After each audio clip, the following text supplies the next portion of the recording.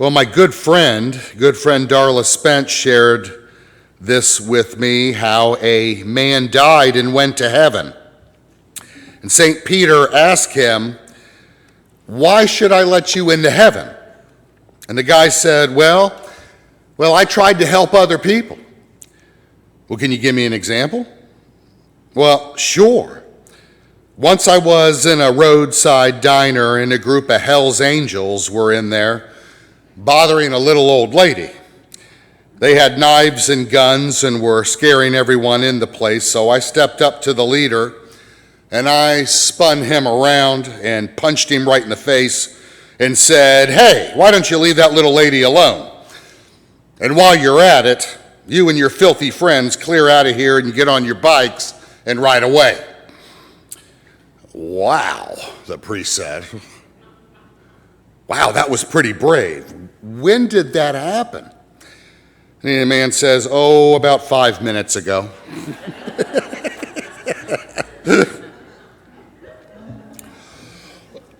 There was an article in the newspapers some time back about a British husband who walked out on a 38-year marriage because he couldn't stand his wife obsessively moving furniture.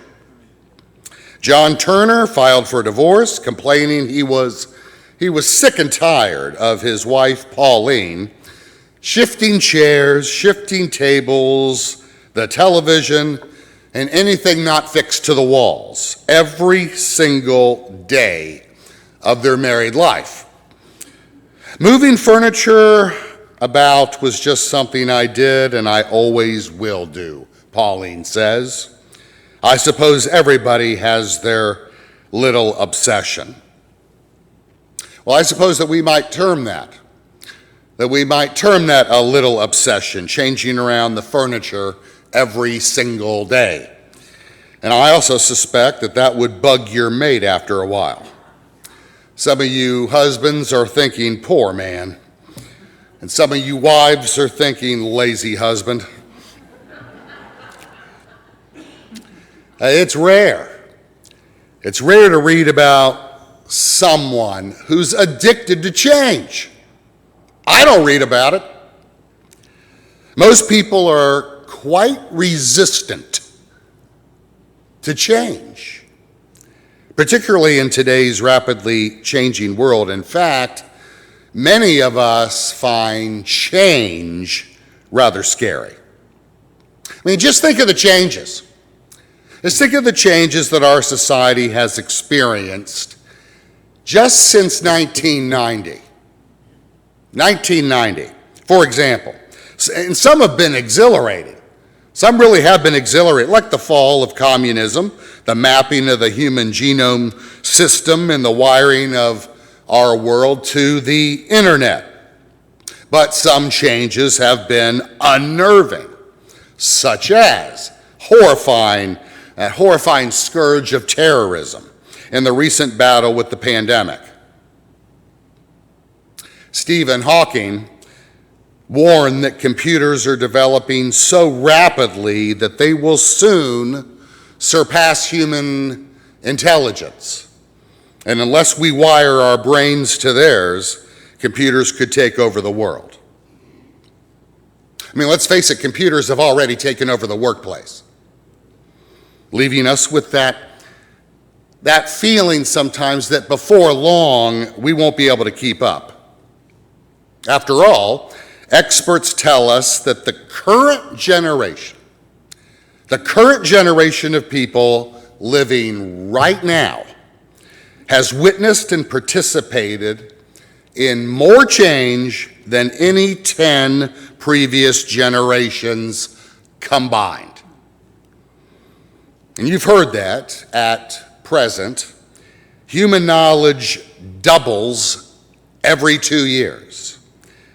It was estimated that knowledge would double every 73 days by the year 2025. Now, what do you think about that one? What do you think about that one? Do you feel twice as smart as you were 73 days ago?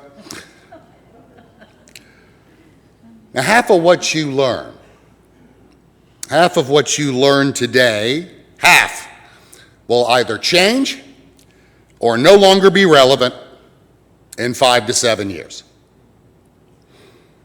One source noted that there was more information produced in the 30 years between 1965 and 1995 than was produced in the entire 5,000-year period from 3000 BC to 1965.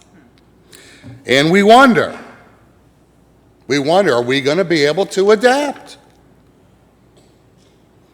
It's like the two older ladies who put a sign in their little shop, "Your patience is appreciated, new electronic cash register, same old ladies."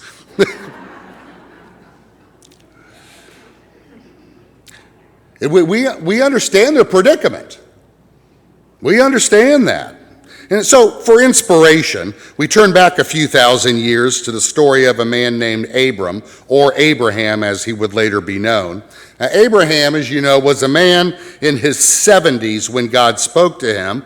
And let's face it, now that marks him as being rather old in today's world. But consider this, he died when he was 175.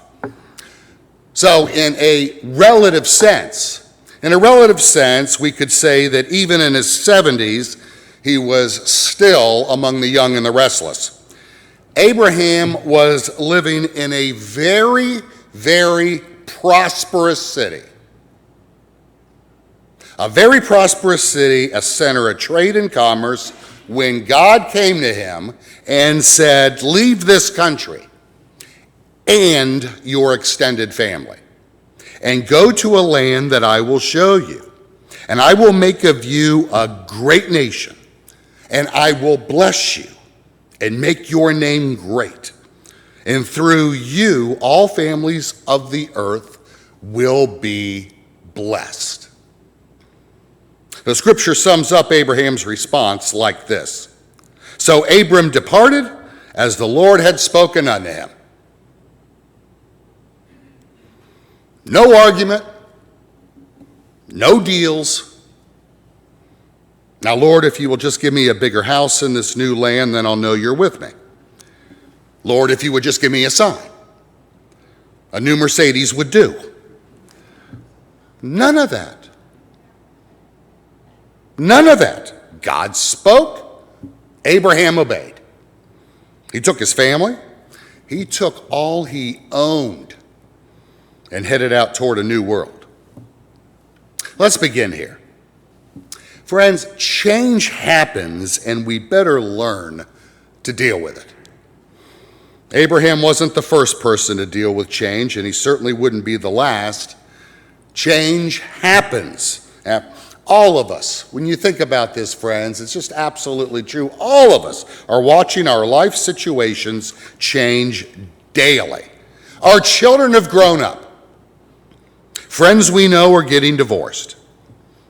Jobs require us to move to a new locale.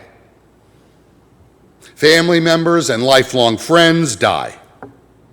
New shopping centers grow up where we remember cattle grazing. Change happens. Change happens. So one key to successful living is to learn how to adapt to change. Adapt to change. Psychologists maintain that a mentally healthy person can tolerate uncertainty and change. Now, a good example of a person who could not adapt to change or tolerate it was Adolf Hitler. Biographers of Hitler claim that he was fanatically rigid. Hitler wore the same clothes every day until they were virtually falling off. He followed the exact same time schedule every day. He walked his dog at the same time every day. Every day on this walk, he would pick up the exact same piece of wood at the exact same spot and throw it in the exact same direction. He listened to the same pieces of music and watched the same movies over and over and over again. Even the smallest changes were threatening to Hitler. It's been said that Howard Hughes, do you remember him? You remember Howard Hughes with his grossly long toe and fingernails? Used to watch the same movie, an old movie called Ice Station Zebra, night after night after night, hundreds, possibly thousands of times. Change happens. Change happens, and a sign of a good mental, emotional, and spiritual health is the ability to adapt to change. Abraham, obviously, was a man who could adapt to change. Friends, don't miss this. To leave a place that's so secure, to leave his father's house, where he knew darn well he was always going to be well taken care of, to make a new start in a hostile environment. Abraham was a man who could inspire us as we continue to cope with a world of change. In fact, not only is it healthy to adapt to change, many of us would be helped by it from time to time if we would seek out change. Now, some people change only when they're forced to do so. They're like the man who was always in trouble with the law. He went to confession and he told his priest, "I'm changing my ways, Father." And the priest, of course, was happy to hear this and asked, "Do you finally see the light, my son?" The former troublemaker answered, "No, Father, I felt the heat." Many of us only change when we're forced to. The only time some people change is when they feel the heat. And that's sad. There are two kinds of change: the kind that is thrust on us, losing a job, an unforeseen health crisis, and then the kind we choose. The kind we choose. We cannot avoid the changes that are thrust on us. They happen. They will always happen. The best way to prepare for them is to learn to be adaptable. And the way we learn to be adaptable is to move out of our comfort zone occasionally and try something new, acquire a new skill, take up a new hobby, travel somewhere where few people speak your language. Involve yourself in a ministry that is outside your comfort zone. As we say, you have no hope of walking on water unless you first get out of the boat. Anytime that we try something that we've never tried before, we gain confidence and we push back the limits of our self-perceptions, and we grow in our ability to cope with life. It's so sad. It's so sad when people get to the point that they feel they cannot change. Ted Koppel once visited Valley State Prison for Women and interviewed an inmate who said she had little hope of ever getting off drugs, and she freely admitted once she gets released, she would be back on them just as soon as she got out. And she said sadly, "I'm too old to change." And Koppel thought she might be in her 50s, but she was 38. 38. Age is truly a matter of perspective, he concluded. I mean, you've heard the expression that the only difference between a rut and a grave is the size of their dimensions. And there's some truth to that. There's some truth to that. In order to keep growing, we need to seek out some changes in our life. We need to keep moving forward, lest life push us back. So how can we cope? How can we cope with a world of constant change? Well, we seek out changes. Small changes. Small improvements. to help us grow in our confidence and our adaptability. Another way is to work at keeping our primary relationships strong. We can cope with almost any change in our lives if there are people surrounding us with love. Don't you ever wonder? Don't you ever stop and wonder how Sarah, Abraham's wife, dealt with the drastic change that God and Abraham subjected her to? To move from the security of a great walled city to become a nomad in the desert, to leave the familiar comfort of family and friends. That required both faith and resilience. And if you read the rest of the story in Genesis, you'll discover that, friends, Abraham was not an ideal husband. He put Sarah at risk on more than one occasion, sometimes unnecessarily. Still, it's obvious that she loved him. She stood by him. And many people have discovered that they can adjust to almost any change if they're surrounded with love. Listen, husbands. Listen, wives. The best security for your family is not found in your career, your bank account, or your stocks and bonds. And I know some of you right now are calling BS on that. If there's any truth at all to stats for church types, where the truth be known, your faith is elsewhere. But I'm telling you, if you think about it, it's true. You can make it through anything if you've got people that love you. The best security for your family is found in nurturing you in their love and love for one another. If everything else is stripped away, everything, you can still make it. If your love for one another is secure. In a world of constant change, we need to keep changing, and we need to continually nurture those primary relationships that give life meaning. But there is a relationship more important than any other. It's the relationship we have with God. A rock-steady faith in God is essential in a world where everything is in flux. God spoke, Abraham obeyed.